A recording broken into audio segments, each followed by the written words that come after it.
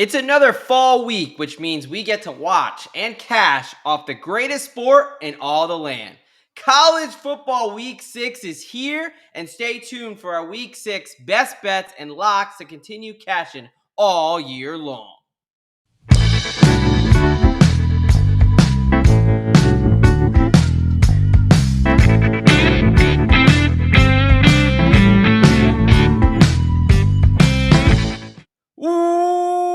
Welcome, football fans, to another edition of the DGen Docs here on the DFSG Plus Sports Betting Channel. What is up, folks? College football week 6. We are pumped coming off the best slate of the year. We're ready to continue with a great slate. What is up, folks? I'm one of your hosts, the DGen Doc, and I am, more importantly, joined by my brother in degeneracy, Mr. Derek Bennett, a.k.a. Professor Locks. How we doing tonight, brother?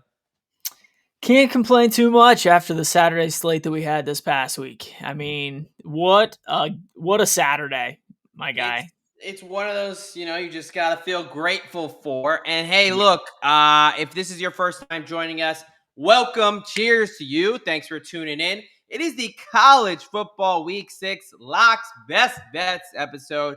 We take our 6 games that we feel have the best edge, the best betting edge for the week, break it down. Then we finish up with the best bets, a lock, a moneyline dog, a parlay, and a 3-team teaser. All plays are considered one unit, except for the lock, which is, of course, 2 units. We will start with little banner takeaways, and then we're going to talk about our power rankings. And look, like what teams moved up, what teams moved down, and then we will get to those 6 games that we're going to break down for you. Before we get to the games, some breaking news in college football. This is a college football episode? This is a college football episode. That is correct. I thought we were talking about the MLB playoffs, man. Oh, good Lord. You know what? Your Yankees just hit the lead, too. The who did? Your Yankees. Oh, are they playing right now? They're playing against the Red Sox. Yeah. Dude, okay. I will say, football all the way. I am a Yankees fan. But I didn't even know the MLB playoffs were starting. Like, this league does not do shit in terms of so look, I'm laser focused on football, especially college football today. And we had some breaking news. I'll get the lasers locked back in here. Don't worry. Yeah. You're talking all these. You're talking about golf last episode. Now you're talking about baseball. Obviously, old American pastimes die hard over there. But Sam Pittman fired from the University of Arkansas. Now, Do we feel a little bit bad because we cashed very nicely off Notre Dame? Our -4, 4.5, whatever it was, no sweat whatsoever. No. Absolute beatdown. No. Biggest blowout of the weekend.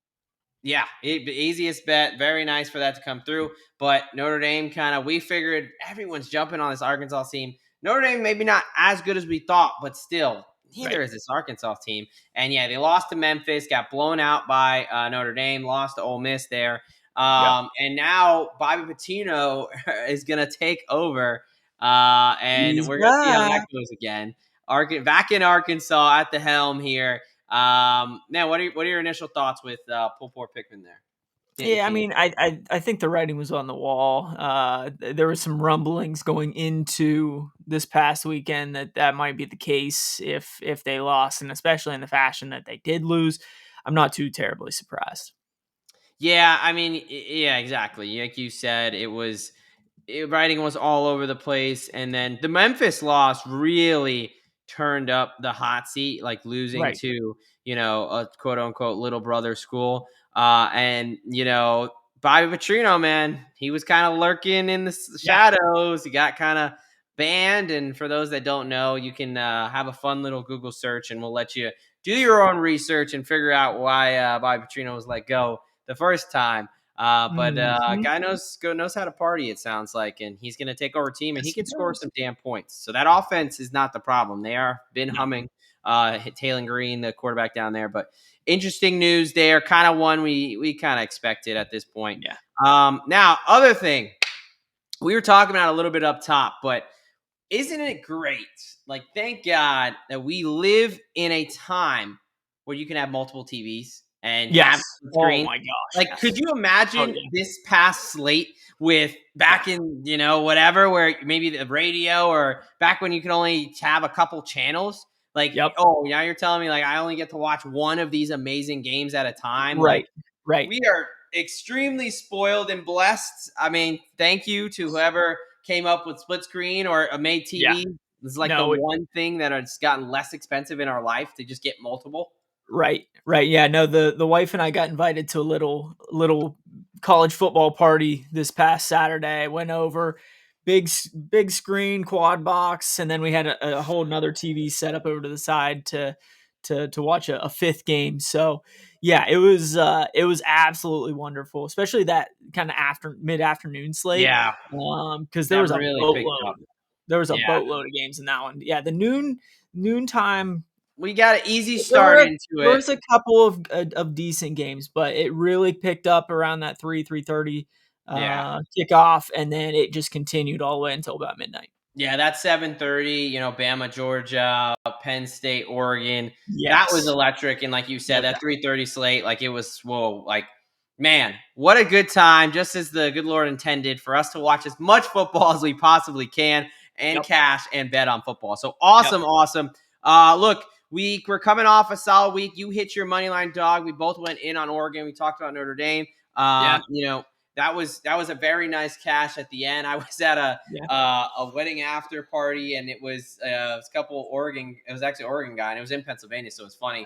right. And we talked ourselves into just loading up on Oregon, and it paid off. But damn, There was you that go. a roller coaster of a game after looking like it was in the bag and then not. But Yeah, the yeah, unfortunate news, we were on a hot streak during the weekday games. We were 5-1, 4-0 in our last four. And unfortunately, the Houston Cougars absolutely laid an egg yeah, and kind of showed like it's hard to win on the road, but we're yeah, still 5-2 on the season, 4-1 in the no last doubt. 3 weeks. So let's try to pick it back up. But that gets me into my first kind of thing.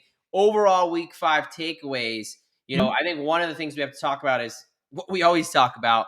Winning on the road is college football is very hard, and it No shows doubt. you who is real and who is not. Oh, So, yeah. let's talk about that for a little bit.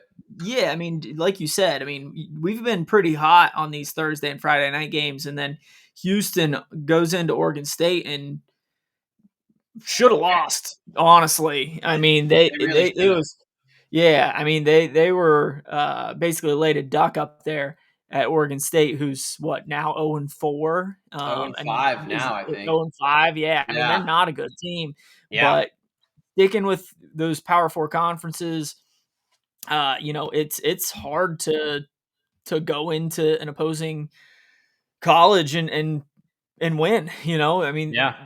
at the same time, I think the other thing that we kinda noticed was, like, the top 3, 4, 5 schools are starting to show that, they're starting to separate themselves, so, Yeah. like, there were certain games like, Ohio State going out to the West Coast and putting it on Washington, Very impressive win um, for your Buckeyes. Indiana Very going into impressive. Kinnick and winning at Iowa, a Extremely little bit impressive. closer than what I would have liked since I picked the Hoosiers against the spread, but, Kinnick's a hard place to go in and win, and Indiana was able to do that after a massive win the week before against Illinois.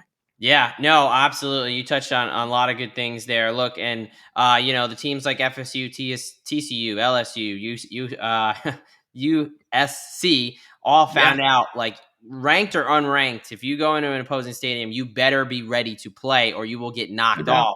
off. Georgia Tech, Houston, BYU almost lost to unranked, quote unquote, lesser teams on the road. But yeah, it Right. does help to show you that like Ohio State, Indiana, Oregon, they are for real. To Yeah. go into Happy Valley for a whiteout and get that done, right? To Yeah. go to Ohio State, I give them a lot of credit, man. It was I was on Washington. I thought that they were going to give them a game there, and that defense looks absolutely dominant. And then Indiana, I think they're a bit fortunate that Gronowski got hurt, the Iowa starting quarterback, Yeah. but they pulled it out. They got the win, and and it Yep. was still fairly comfortable for them. So I Yep. think that's really impressive. And it just goes to show you, like, yeah, if you want to be a true, solid, really top team, you got to go on the Yep. road. And I thought last thing is pretty interesting. All the top 25 matchups, the lower ranked team wind up Mhm. winning there. And I believe the Yeah. dog in every single game with Oregon, Ole Miss, and Alabama. I think Ole Miss maybe was a pick 'em. I don't know what it closed at. I think it Yeah, was 1.5. So very interesting. But hey, let's take that and let's go over to, hey, we talked about every week.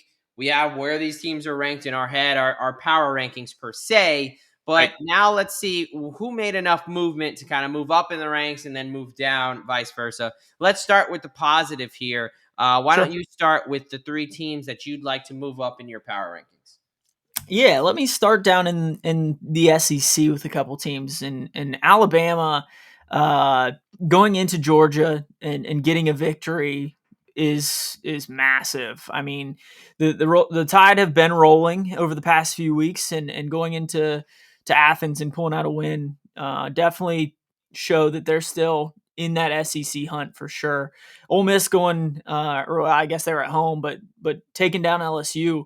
In my opinion, they it was pretty convincing to me, even though it was only a 5-point game or Yeah, whatever. I think they had the they had control of that game they were the better team. basically the entire time. Yeah, they were by far the better team. I think LSU only had like 3 or 4 explosive plays to Ole Miss's like 22 or something like that. Yeah, they almost And had, oh my gosh, almost double the yards. LSU 256, Ole Miss yeah, 484 yards. exactly. So I mean, Ole Miss, I still have some question marks there, but in general, like they showed that they're a pretty damn good team, and LSU has a little bit of fraudulence to them. And Yeah, then finally, it's hard to necessarily put the Ohio State as a trending up team since they've been at the number one spot since right, week right, one. right. But going out to Washington in a pretty hostile environment and only giving up 6 points. It was pretty impressive to me. I sent you a graphic a Yeah, couple of days ago. Ohio State's averaging only giving up 5.5 points per game. They've given up 2 touchdowns all year. And that was a little surprising to me after Jim Knowles, the traitor that he is, goes over to Happy Valley and joins Penn State. With having the best defense last year, losing your DC and still after 4 games only giving up 22 points. I yeah. think that Jim Knowles' defense gave up 24 just this past week. So I don't necessarily think that the Buckeyes are necessarily missing him at this point. Yeah, I mean, look, I'll let you get your homer in because I was very impressed by that win. That defense, Caleb Downs, and the rest of those boys up there, they're really good. So hard to kind of say bad things about them right now. I'm sure later in the season I'll get around to it. But I will throw mine up really quick. Only one overlap. Usually we have more, but it was Yeah. Ole Miss. We talked about it. You know, super impressive. I think them Yeah. beating the shit out of Tulane. And then, yeah, like you said, it's pretty incredible that game was only a 5-point game. They almost double the yardage. I'm very happy they didn't score more with all those yards because the under passed pretty Right. easily. Right. But yeah, I mean, they look good. The defense is always the question mark for the Ole Miss team, typically with the Lane Kiffin offense. Right. Shout out to also Trinidad Chambliss there, Yeah. coming from Ferris State. Like, you know, absolutely Over incredible. 300 yards in the game. I mean, he's a Incredible. difference maker. When Austin Simmons, the big recruit, the guy who was supposed to take over for Jackson Dart, which we'll talk about Yeah. in the NFL episode about Mr. Dart, baby. But yeah, I mean, Austin Simmons was supposed to be the guy coming in. He didn't look great. He got injured. Oh, what's his team going to look like without him?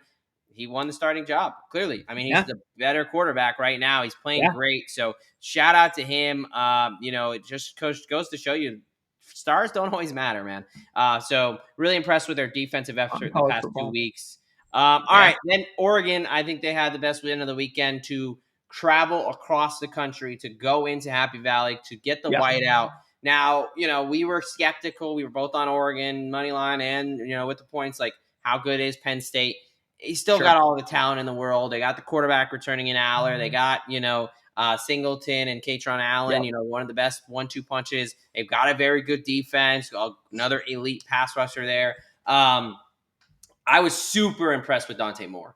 Yeah. Incredibly impressed with him to go and be a young 100%. quarterback and to perform like that on the road after you go up big and then all the momentum is in Penn State's favor to answer Yep. back in overtime, to pick up a 4th and 1, and then that throw in the second overtime to evade the rush and make that throw.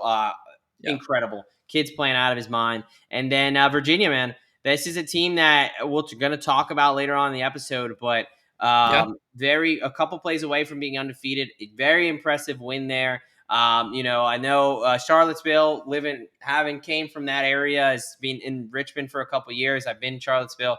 Typically not known to be the most lit, crazy home environments, but sure. the fans absolutely brought it. They're rallying behind the team. Well, finally, a decent team they've had. And Yeah, man, that was a very impressive effort to go ahead and.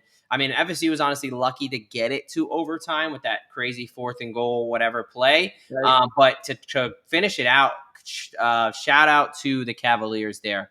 All right, let's go the other way here. What are the teams that you are grading down in your power rankings for this week? Yeah, I mean, let's start with LSU. I mean, we talked about it last week, and I was all over Ole Miss, mostly because their offense sucks, dude. I Mm-hmm. mean, their Mm-hmm. offense hasn't been able to get anything going, At all. really for the most part of the season. Yeah, I Yeah. mean, you get 5 turnovers against Florida and squeak out what 20 points or something like that. Yeah. And that was with Um, so really 13 because one was a pick six. Right, that's fair. Yeah, I mean, your two biggest wins are against 1-3 Florida team and Clemson team that has looked god awful on offense as well. And Yep. this week you go to Ole Miss and we already talked about it. I mean, Ole Miss basically doubled them up offensively, and their defense played okay to Yeah. hold Ole Miss to 24. But I don't know if LSU is a top 12 team at this point. Houston's another one. I mean, yes, they did squeak out a win on Friday night against Oregon State, but Oregon They looked State awful. sucks. Oregon State is awful. I mean, Houston was one that I thought had an outside chance to win the Big 12. After this past week, I don't know what Yeah. that looks like. They're going to be tested this coming week against Yep. Texas Tech. Huge one coming. Yep. In the Big Massive 12. one, massive one. And Yeah. then sadly, I don't know what the hell happened to our Pitt Panthers in the second half, man. I mean, Narduzzi, which well, it's yeah, Narduzzi. I mean, he it's sucks. just it to be up what like 17-0, 17-0, jump out 17-0 first after the quarter. first quarter. You score 10 in the second to have a 10-point lead because you give up 17 in the second, and then you can't score a point in the second Yep. half and end up Embarrassing. losing by a touchdown. So, I mean, I don't know what the heck's going on over there in Oakland, man, but it's not good. Yeah, I mean, hard to argue with really any of these on the list. LSU, like really looking at their schedule now, very not impressive. One of the schedules is Yeah, supposed to be super hard and very impressive. Really doesn't look that way. Houston, maybe it's just a sleepy spot there in Corvallis, and they were just walking in thinking they were going to sleepwalk, and they did pull it out. This yeah, week, we're going to learn a lot about the Houston Cougars as the Texas Tech number 9 or 10 team in the country comes to yeah, town. But Pitt, I've been ready to cut sling load and cut the cord of Narduzzi for a long time now. Ever since he got rid of Whipple after they won the ACC championship, and the offense has sputtered. Whether it's Holstein or Narduzzi, you live and die by the quarterback you bring in. So just looked unprepared, and really just how do you blow that game at home? You cannot lose that game. But yeah, we'll talk about Pitt a little bit later. yeah, My teams here again, no overlaps, which I'm surprised, but similar. Penn yeah, State, you cannot lose that game if you're Penn State. You literally took your non-con and made it one of the biggest jokes we've seen to avoid any kind of hey, let's get these big victories, let's go in and roll. This was one of your few tough games, and you have it at home. Team has to travel thousands of miles to get to you, yeah. and you blow that game. And they just came out extremely flat on offense. Whether they're handcuffing Aller and not letting him throw, or they don't trust him, or he sucks, or whatever it is. But for Right. all of this hype and supposed to be a lot of people's preseason champs, abysmal effort. James Franklin cannot win big games. We told you that last week. They went out and proved it this week. Yeah, Georgia, this Georgia defense is not the Georgia defense we're used to seeing.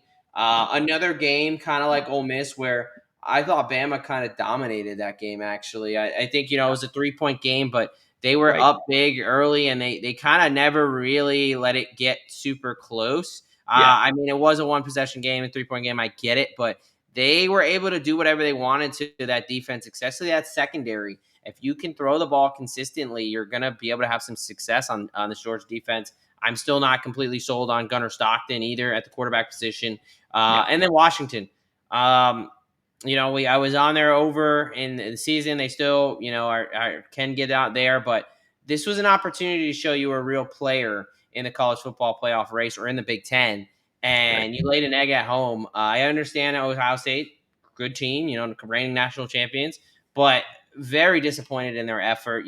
We'll see how they look, but this is going to be a sleepy game. They're going all the way to College Park, Maryland, to take on an undefeated Maryland team. Yeah. I think that team that cashed your over, right? Are they 5-0? Yeah, they would be 5-0. Yes, they did cash me over. There Yeah. you go. So congrats to you. Maybe not a big of a surprise, but they Kind better kind of watch forgot out, kind of man. forgot that they've played 5 games already. So yeah, I'm Yeah, loving that. they better. I mean, Washington better watch out this week. I don't believe that they're a super. They're a great 5-0, right? I think that they've had an easy schedule. That being Maryland. Oh, I'm sorry, they're only 4-0. I apologize. I jumped the I gun. thought so. Okay, Yeah. I think they I had a bye week apologize. last week, but this is a great opportunity with Washington And they coming off still of play. They a play tough at loss, going all the UCLA. way out to Maryland. Yeah, Right. They play UCLA, they play Nebraska, they play Rutgers, they play Michigan State. and All right. somebody laughed their ass off when I said Maryland was going to go over. Well, all right. They went for- I now I hope I didn't jinx you. I really hope they're not Yeah, going to now lose out knock the on rest of wood. the season, right? Yeah. Yeah, But yeah, no. Washington, man, not as impressed as I thought I'd be. So we'll see. But all right, yeah, we are heading into Week 6, no more rear view, fully facing forward to another awesome slate of college football. Just one of those times you got to take a moment and realize it's the greatest time of year. It is football season and apparently postseason baseball.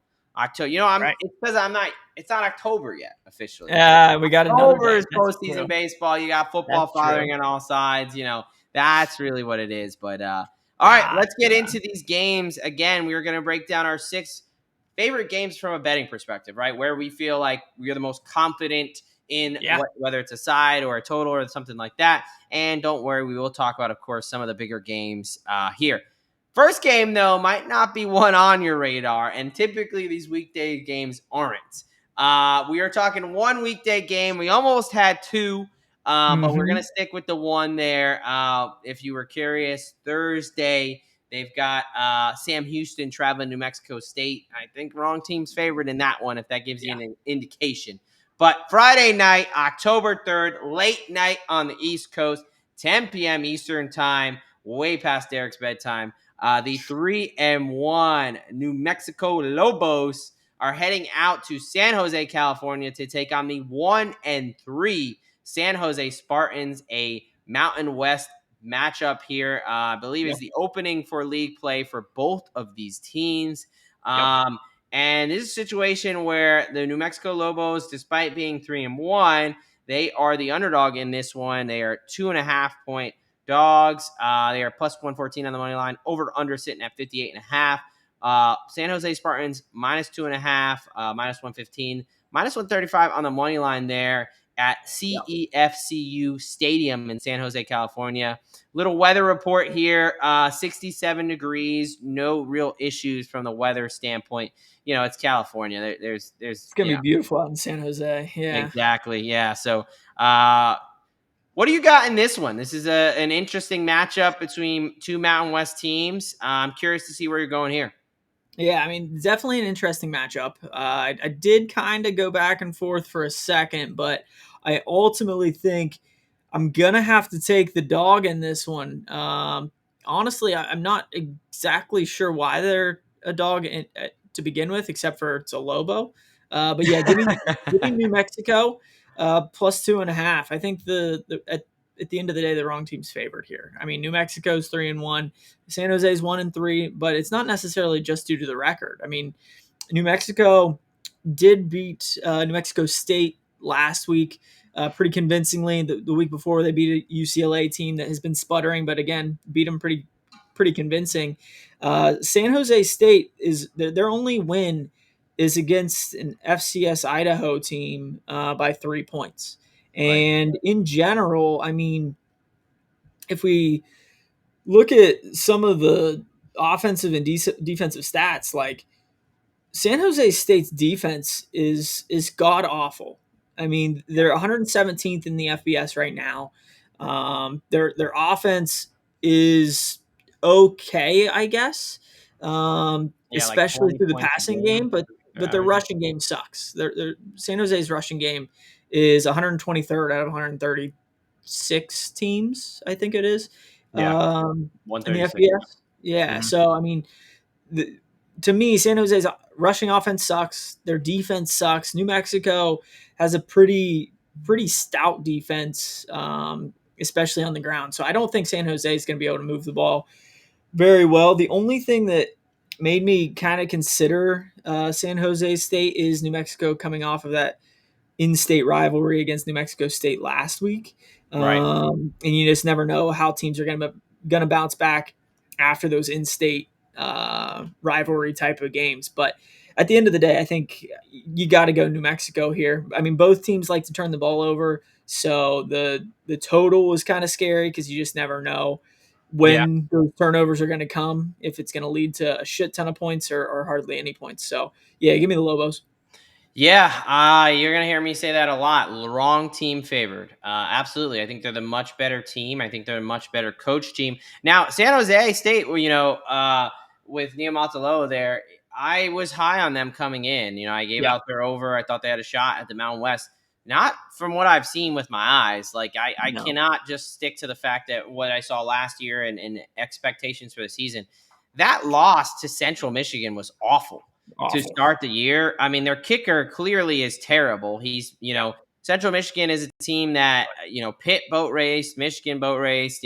They've got a couple cheapy wins there. But Central Michigan is not a great team. That is a very bad loss. And that's a team that had to travel for all the way from the East Coast, all the way over Midwest, whatever, but hundreds of miles to get to San Jose. yeah, And, I think that New Mexico has kept it close, if not won every game, right? 3-1. they've been Even the competitive. Michigan game, they kept that close in 34-17. Yeah, Whereas when you look at, San Jose step up in competition against Texas, yep, 38-7. I mean, Texas is barely scoring points on anybody right now. yeah, So I've been very impressed with New Mexico. They got paid $1.5 million to beat the living shit out of UCLA. 25-point victory over a Power 4 team at their stadium. I right. understand UCLA is going through some things right now, but that is extremely impressive. Head Yeah, coach over there, Jason Eck, he completely turned around a Idaho program. He knows how to do a program overhaul. He is a very good coach. He's proven. And you were talking about this situation where New Mexico is scoring 30 points on average, San Jose only 20. Both of them do struggle in the turnover department. San Jose is -5, New Mexico -4. But I yep, just can't trust San Jose. They found ways to lose games, whether it was yeah, Central Michigan missing 2 easy kicks in a row, or Stanford. I mean, being up late and letting Stanford come back and win that game, a bad Stanford team. Like, I do not trust San Jose at all. And yeah, yep. give me New Mexico plus the 2.5. Yeah, and to kind of throw one more point out there, I mean, San Jose State cannot hold on to the ball, not necessarily turnover wise, but just time of possession wise. They on average hold the ball for 26 and three quarters Right. minutes throughout the game, where New Mexico is one of the best teams at holding on and lengthening drives and stretching out that time of possession. So I Yeah. just don't think that San Jose's offense is going to be on the field that often, and it's going to really start wearing on their defense. Yeah, that's a great point. When they can't run the ball, they're going to be one dimensional. They're going to be trying to throw, and as you see with those very fast paced, West Coast offenses that whatever they in the run and shoot, whatever they might be on the field for about 30 seconds to a minute, and then defense is right back out there. So Right. very good point there. All right, we are both on New Mexico in that one. Now heading over to game number 2. We're heading over to the Saturday slate, early 12 p.m. Eastern time. October Yeah. the 4th there. We have the 5-0 number 14 team in the land, Iowa State, heading to Nippert Stadium to take on the 3-1 Cincinnati Bearcats, coming off a nice win against Kansas last week. Weather is going to be 74 and sunny. You've got Iowa State as a small road dog, catching 1.5 points, -110, plus 100 on the money line. Over/under sitting at 54.5. Cincinnati, a small home favorite, -1.5, -120 on the money line here. We've got a Big 12 matchup. Pretty big implications. Cincinnati Yeah. is 1-0 in the Big 12. Iowa State, I believe, 2-0 with wins over Kansas State and Arizona. What are you going in this one? Yeah, I think we're gonna switch it up here a little bit because typically I write down all of my bets and things ahead of the game, but I want to hear what you have to say about this one because I don't have a strong opinion either way. Yeah, Um, this I is think a tough one. this is a tough one because you have Iowa State that has been pretty dominant throughout the year, but I question how that Iowa win. Obviously, it's a massive rivalry, but getting Mm, a 3-point win at home, you can fairly convincingly beat an Arizona team again at home, and then Kansas State, that neutral game, way back when over in Dublin. mhm, Um, you get a win there, but Kansas State hasn't necessarily impressed me. And then you barely sneak out a win against Arkansas State. Obviously, you put it on South Dakota, but the Cincinnati team has looked pretty good over the last few weeks as well. I mean, you lose again a neutral site game to a pretty good Nebraska team to start the season off by 3 points. But yeah, what are your thoughts in this one? I'm taking my guys in the Iowa State Cyclones. They've been one of my teams. I have a ticket on them to win the Big 12. I have a ticket on them to make the CFP, to win the national championship at crazy odds. You know, they have everything I look for in a team. They have a veteran quarterback in Rocco Beck. They have a great head coach in Matt Campbell, and they bring a lot of guys back. Now, I will say they are a little beat up in the secondary. They lost cornerback last week, and then they lost one the week before for the season. So there is going to be, something. Hey, are those young guys? How are they going to look? But I trust the Iowa State defense as a whole to be able to rally around. And I think that Cincinnati is really, they're very, it was a good win at Kansas. But if you Yep. watch that game, Jalen Daniels fumbled at the 1 yard line. Like, they were very Right. fortunate to Yes. kind of get that win. Now, it was back and forth, but fumbling at the 1 yard line, I think it was on first and goal too. I mean, that's more a little bit on Kansas. And they've played, basically their schedule has been Nebraska and Kansas. And they played Bowling Green. Not going to take much from there in Northwestern State. No, nothing to take away there. Yeah. So you go to Lawrence and you get a 3-point win, which is again is a good win, and then you lose, to a Nebraska team that I'm not sure how good Nebraska is. I mean, they've beaten two nobodies, Cincinnati, and then lost to Michigan. I'm And a not close one. convinced. Yeah, I mean it was close, right? But I mean, look, I do think this is a close game because that's kind of how Iowa State plays. But I just trust Iowa State a ton. It's more of like I'm gonna trust Rocco Beck and Matt Campbell over Scott Satterfield there and Sorsby, who I think can be a little turnover prone. Now I will say Cincinnati, look on offense, they've been playing pretty well. They've Yeah. been playing like a solid group. I think I Yep. just trust Beck and that Iowa State defense a little bit more than Cincinnati. But I agree. I mean, this was a bit tough. Cincinnati's playing better than expected this year. So with that being said, I think you have convinced me to go in a direction. Um, at the end of the day, this line stinks. Like, I don't necessarily know why, besides being at home and Nipper Stadium can get rocking. But besides being at home, I don't know necessarily why Cincinnati's favored by 1.5. And my gambling instincts are starting to take over here a little bit. It's fair. And I think Sorsby's been playing pretty well. So give me the Cincinnati Bearcats at home at Nipper. I mean, Cincinnati's rocking. The Reds are in the playoffs. Give me the Bearcats. All right, a little bit of home cooking there on your part, but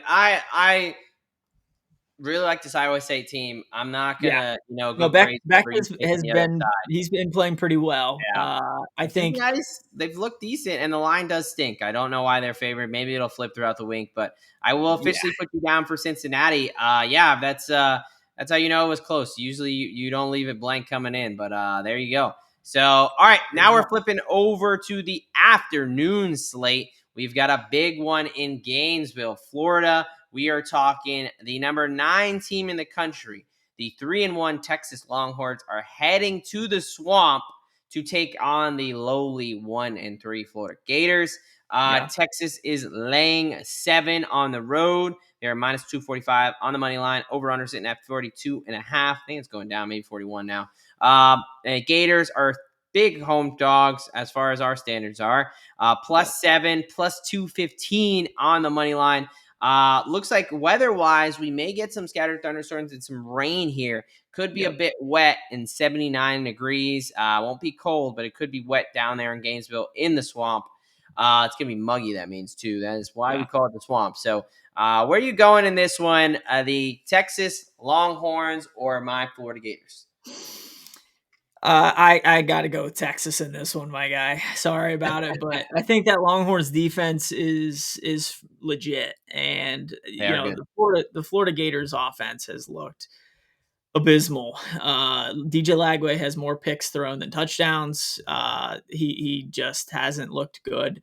Um, I mean, obviously, 5 of those were just a couple weeks ago against LSU, but both teams are coming off of a bye, and I think that I trust Sark way more than I do.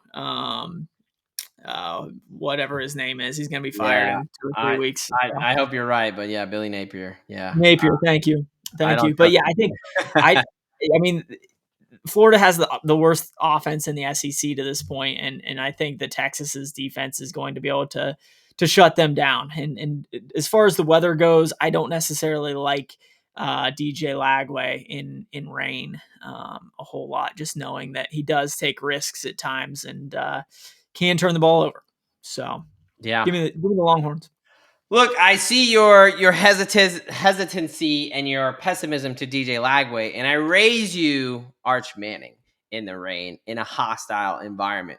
He's Last already been time in one of those. He's fine. last time he played in a hostile environment, he could only muster up a measly 7 points against, yes, a very good defense, but kind of throwing up a prayer there and late in the fourth quarter. He really looked shook, and now some may say he got his confidence back. I would call that false confidence. You played 3 teams in San Jose State, UTEP, and San Houston who have a combined 2 wins between the 3 of them, Yeah, and they are not Power Four teams. They are yeah. awful. This is one of the biggest jokes of a schedule in the entire country. They are not battle tested.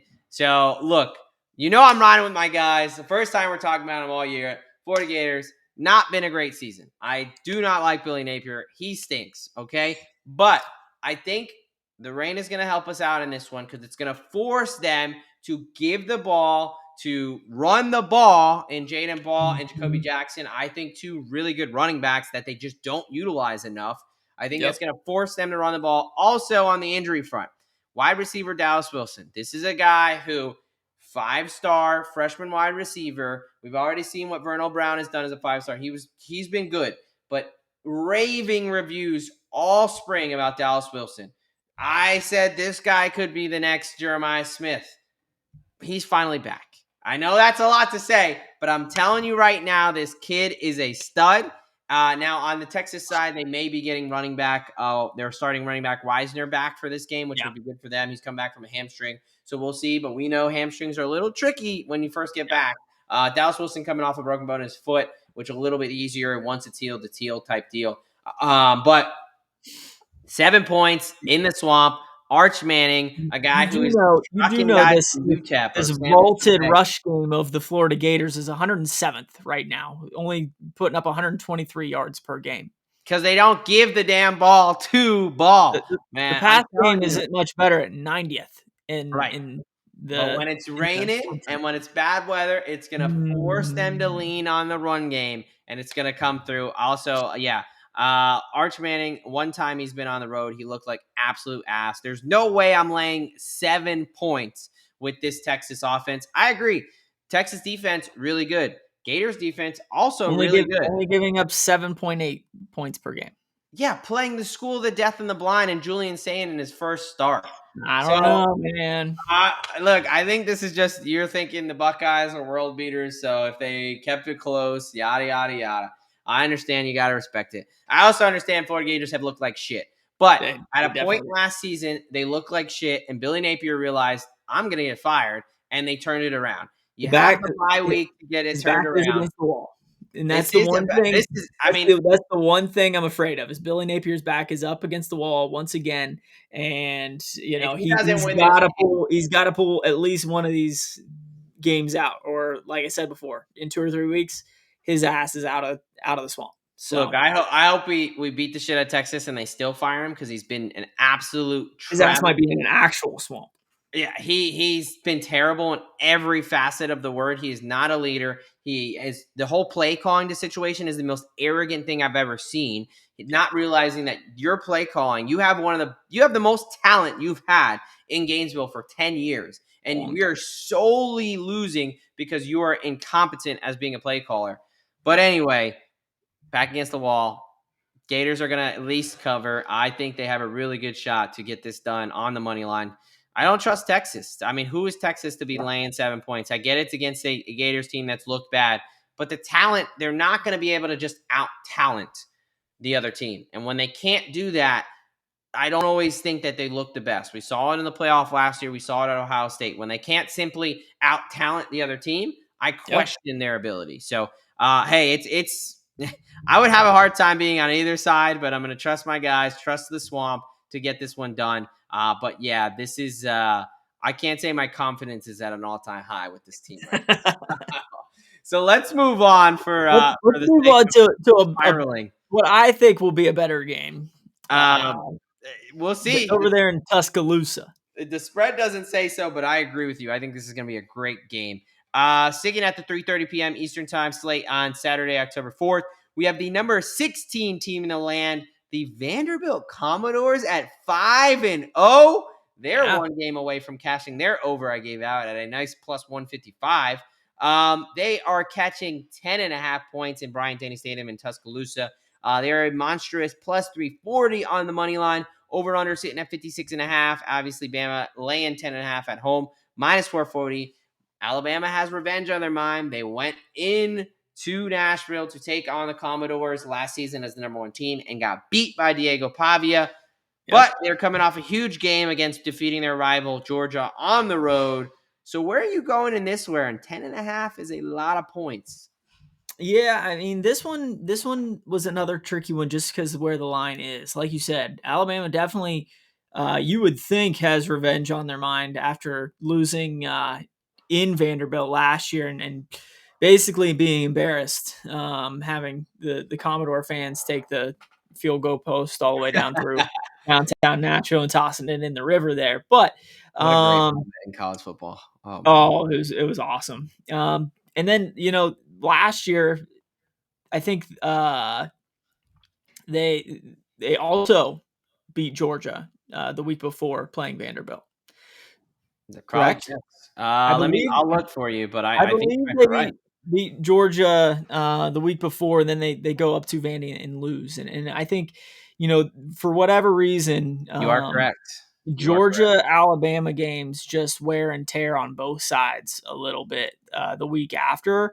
And I think that the Vandy's offense, if anything, has gotten a little bit more explosive this year. I mean, they're one of the most explosive offenses across the country at this point. It's just crazy to say. Putting up almost 500 yards per game. And their defense is looking a hell of a lot better too. Now, their schedule has been dog shit for the first 4 or 5 weeks here. But, this Alabama defense, like you were saying before, is not the Alabama defense of of old. They've played pretty well as of late, but offensively, I still don't necessarily fully trust Ty Simpson. Now, the one thing that he does do well is not turn the ball over, which is going to be needed. But Yeah. I just don't know if they're going to be able to sustain drives against this Vandy team. And Diego Pisimpavia he's a gamer, dude. Stud. He just Stud.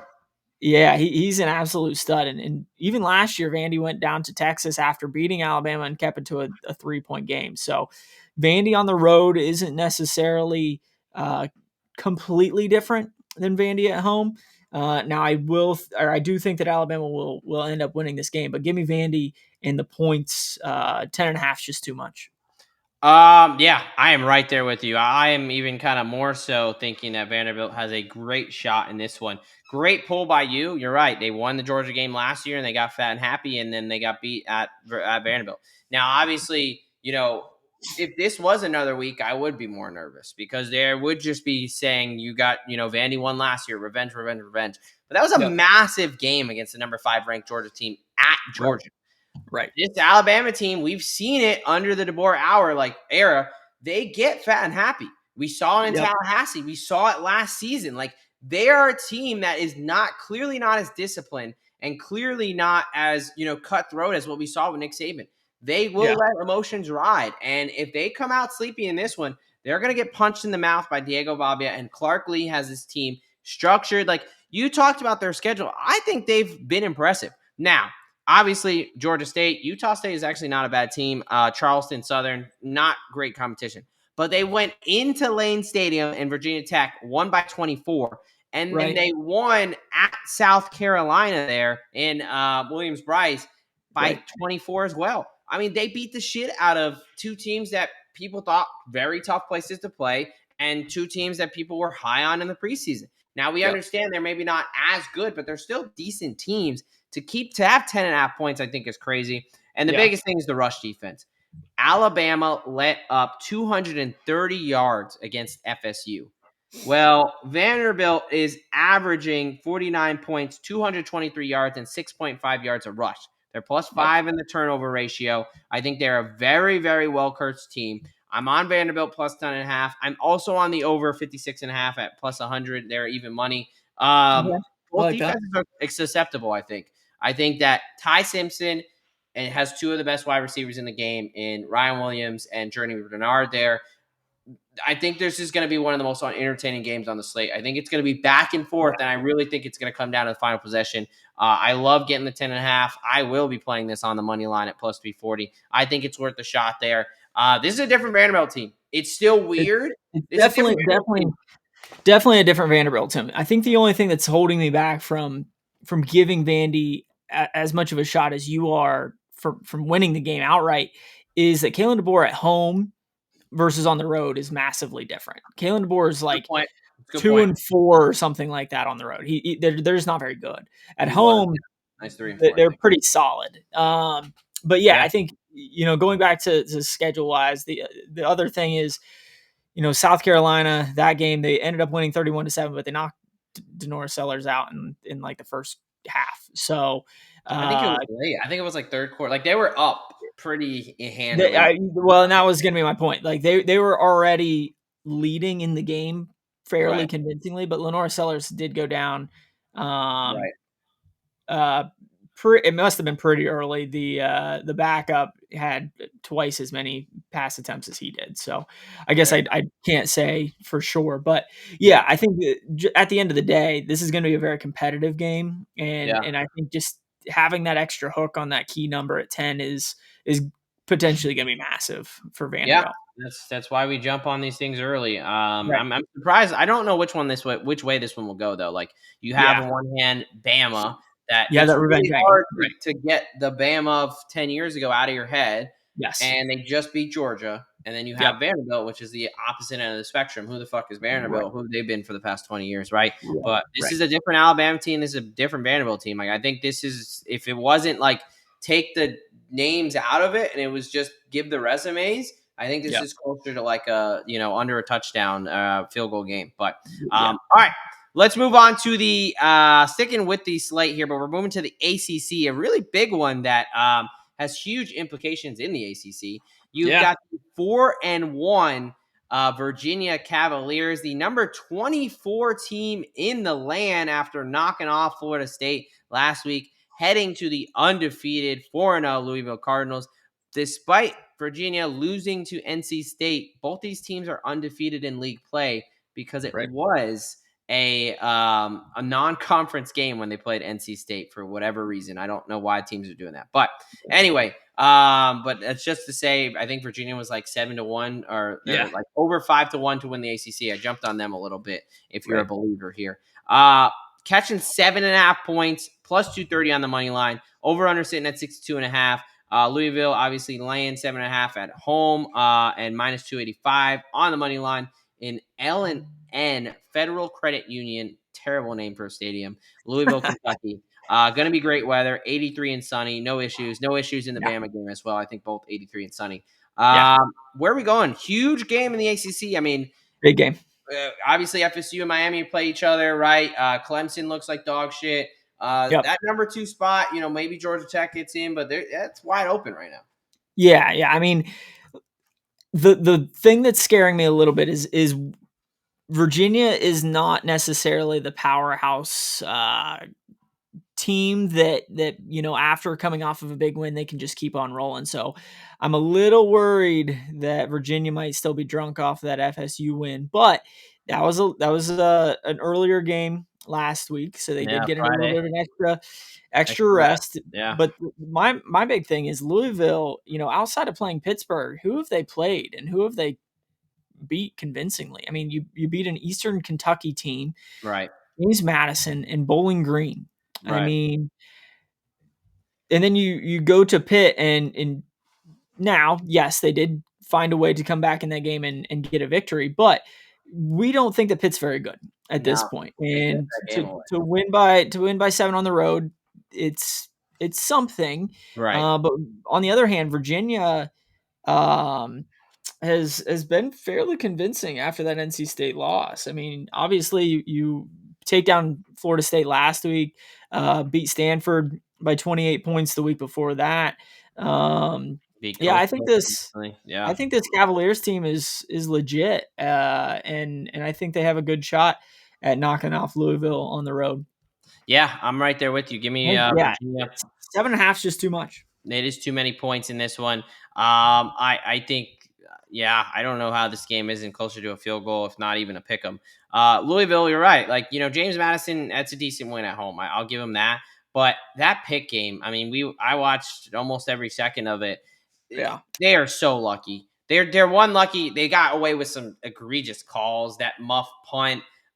There were some just really, really bad calls in that game. I mean, yes, we're Pitt fans, but just look on X, look on social media. Like, there were some fucking terrible calls in that game. yeah, And then you have Narduzzi being Narduzzi. I mean, Pitt had 5 turnovers, and they only won game by 7 because when they were playing straight up, Pitt was beating the ever living shit out of them. yep, So I understand, Pitt was coming off a game where they lost the Raw. They had a bye week. They came out with their heads on fire. Good on Louisville, kind of, stemming the tide, but right, they did not convincing. Like, I didn't walk away from that game thinking that Louisville was a good team.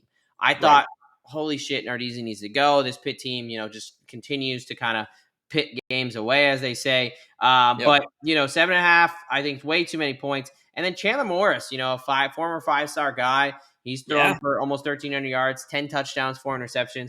And then yeah, Miller Moss on the other side, yes, 1,000 yards, but 5 touchdowns and 3 interceptions, right, against not that great a quality competition. yeah, I think Virginia is really one play away from being an undefeated team. In that NC State game, they had an interception yep, at the goal line as they were looking to win that game late. I think this is a solid team. And, yeah. Yeah, this Louisville, this Virginia offense is legit. I mean, putting up yeah, almost 540 yards per game, like you said. I mean, the passing game has looked pretty good, but the rushing game has been equally as impressive. Rushing for absolutely. almost 245 or 250 yards per game. I think Louisville's defense did not impress me a whole lot in that Especially their first half last secondary. week. Yeah, Especially their secondary. exactly. There was Pitt hit at least 3 big plays, and I know 2 were for touchdowns. Yep. Miller Moss threw a pick 6. Like, they Yep. Louisville's a hard place to pay. So don't get me wrong. I'm not trying to discredit that. I don't think it's a lock or anything. As far as that, this is a sleepy place, whatever. Right. But I just think Virginia is straight up the better team right now, and I'm Yep. not convinced with that Louisville. I think they're a bit fraudulent Yep. and with this 4-0 record. So we're both taking the dog there. We've got one last game on the slate. Probably the game of the week for most people. Yeah. I will begrudgingly Totally. watch this game because it involves two of my rivals, but I'll get over it because it should be a great football game, and somebody's got to Could lose. be. So we've got the number 3 team in the land, the Carson Beck-led Miami Hurricanes at 4-0, traveling to Tallahassee at 7:30 p.m. Eastern Time and to at Doak Campbell. We've got 3-1 Florida State, the number 18 team in the land. Yep. This probably would have been a top 10 matchup, but Florida State does Florida State things. You've got Miami, road favorites, -4.5. This opened up at -6.5. It's already been bet down early in the week. Over under sitting at 54.5. FSU +4.5, -112. Miami's -185 on the money line, and Florida State is a +154. Home dog, 78, cloudy, and a good chance of rain there in Tallahassee. Obviously, this is on Yep. Tuesday. Kind of see how it changes. Florida weather, it's pretty crazy for anyone who's been there. But they are calling for some rain, so that could Yep. affect the game there. Where are you at in this one between the Hurricanes and the Seaman Holes? Yeah, I think Miami's legit, dude. I mean, they've been playing really, really well, and going into the swamp and winning the way that they did a couple of weeks ago, I think No, that game was. was in Miami. Oh, you're right. You're right. It was in Miami, but It was in going up against a rivalry, that is true. Going up against a rival and finding a way to win already, I think that Florida State. I just am afraid that Florida State is going to start to turn heads again, like they did last year after a surprising loss in week 0. I guess it was Yeah. last week or last year. I think Florida State as a whole has looked pretty good offensively. Defensively, I still have some questions with Florida State allowing Virginia to put up 40 some points on them last week. But Carson Beck is a veteran quarterback at this point. I think that he's going to be able to withstand that Doak Campbell experience, and I think that Miami will end up winning this one fairly convincingly. I think it's going to be a decent game, but I think this is like a 7-10 point game. So give me Miami Yeah. -4. All right, we will end on a disagreement. One of our few disagreements on the slate here, but I hate both these teams, so I'm trying to take bias out of it, right? Uh huh. And I guess I can't really be biased because I hate them both. But I'm going to take the home team here. I think that I've seen Carson Beck in a hostile environment, and especially with some bad weather potentially, not what I want to be betting on. He has a tendency to turn the ball over. It is Miami's first road game, so now is the time we're going to figure out what this Miami team is. True. They might be legit, but you got to prove it to me. And Yep. this is Florida State's season right now. A part of the reason they lost last week is because of this game. They were Yep. looking ahead to this game. Now Yep. that's not great. That's bad coaching. That is kind of why we were on Virginia last week and why we called that Yeah. out. But that is like this is the whole state of Florida. This is a massive, massive game. Yeah. Everybody's going to get up for this game. They're going to have to figure this out. Now, here's the thing. The rain. I am going to talk weather here a little bit. Obviously, that favors the run game. That is exactly what both these teams are good on the ground, but Florida Mm-hmm. State especially, they're averaging 336 yards a game, 6.7 yards a carry. Given their quarterback in Castellanos, that is what they want to do. They want to, Gus Malzahn Yeah. he's explosive plays through the run game. We saw Yep. it against Alabama. Alabama, that game started to rain. Alabama, their passing offense, what they want to do, struggled. It helped FSU because they want to be able to run the ball and get slippery and do things like that. They Yep. also are maybe getting back their starting running back from last year, Roydell Williams. He's expected first game that he's been on the depth chart. He's got a good chance to be able to play. Adding another back there, I think, is only going to help them with Castellanos. Yeah, for me, it comes down to a couple things. Really, again, it's just not trusting Carson Beck in bad weather, the weather favoring the ground game, and trusting Tallahassee to bring a hostile environment like we saw against Bama. As much as I hate to admit Yeah. it, like, that place was rocking. Like It was.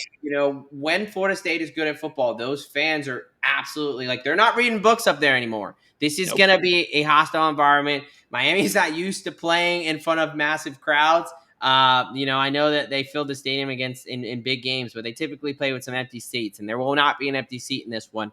Going to be a really good game. I will unfortunately have to watch it just out as a football fan, but Right. I know they don't do ties in college football, but maybe some way give them both losses. I think we'll be good there. All right, let's go ahead and move on to our favorite part of the show here. That's our best bets. That's We right. will start with you, my friend. Who is your lock for this college football week 6 slate? Yeah, I mean, I think we saw this same scenario happen last year. But give me Vandy plus 10.5, going to Tuscaloosa and taking on the Rolling Tide. I think that Piston Pavia is going to be a gamer once again and show that Vandy is real. They're real competitors down there in the SEC at this point. Now we'll see once he, finally moves on from college football if that continues after 27 years Be at careful. He might at sue the again. college level. He That's might true. sue. But Relax. yeah, no, I think 10.5 is just too much after Bama coming off of a major win in Athens last week. So give me Vandy 10.5. Yeah, I mean, I definitely am on board with you on that one. For my lock, I will give the New Mexico Lobos plus two Ooh, and a Friday. half, minus 105. Sticking with the Friday trend, game Yeah. week, weekday trend, 5-2 on the year. But bit us a little bit last week with the Houston Yep. play, but I'm going back to it. I'm not going to abandon a good thing we got going. Wrong team favored. I will gladly take the 2.5 points. I will be on this on the money line, but San Jose State is a team that I was wrong on. I'm willing to admit Yep. that. And going into the season, they are not as good. Their kicker is atrocious, and Walker get there, the quarterback. I thought it was a lot more him than Nick Nash, but now it looks like he's missing some of those wide receivers from last year. So, give me the New Yep. Mexico Lobos to go into San Jose and get it done. Who is your money line dog for this week? Yeah, I mean, you just talked about them, the New Mexico Lobos. I think that the wrong team's favored as well. So you might as well give me some extra money, and I'll take them on the money line at plus 114. Yeah, there you go. This was a little bit tough for me to pick a money line dog because throughout the process, I didn't realize it. And then I went to go look at the sheet. And I realized I am on every single dog that we picked. So I had a lot of options for this one. But give me Virginia on the money line, plus 230, a juicy Okay. dog here. I think it's a situation where Louisville's just not that good. And I think Virginia is a actual legit threat in the ACC. Yep. I think that I trust Chandler Morrison over Miller Moss.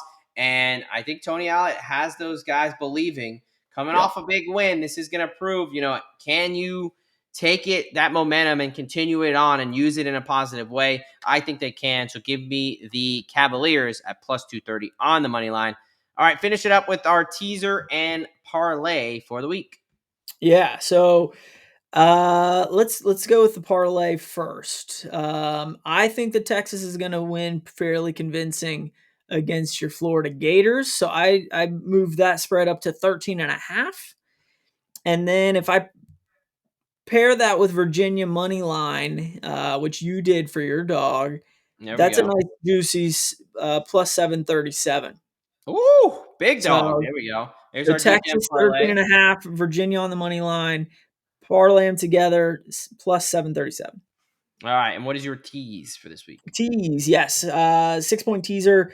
Give me Virginia plus 13. Texas down to 1.5, one, depending on if you're getting a 7 or 6.5. Right. And then Miami teased all the way through 0 to plus 1.5. All right, there we go.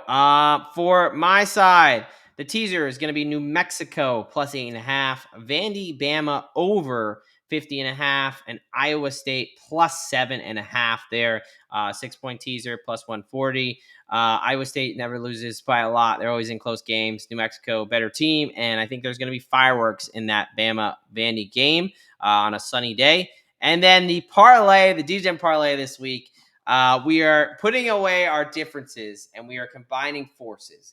Giving Okay. the Florida Gators and the Florida State Seaman Holes on the money line. Nice little Sunshine State parlay. Yes, I know they're playing Miami, but that is plus 731 to combine the two Florida schools, one superior, one inferior. We'll just leave that from there because I need them to get it done there in Tallahassee. Nasty. All right, going to a quick recap of the best bets. Derek had Vanderbilt plus 10.5, minus 108 over on DraftKings as his lock. He had the New Mexico Lobos on the money line at plus 114 at his dog. For his DGen parlay, Texas alt spread with the UVLA money line plus 737. And for his tees, UVA, Texas, and Miami, all 6-point tees at plus 140. For myself, my lock this week was the New Mexico Lobos at plus 2.5, minus 105. Virginia Cavaliers on the money line at plus 230.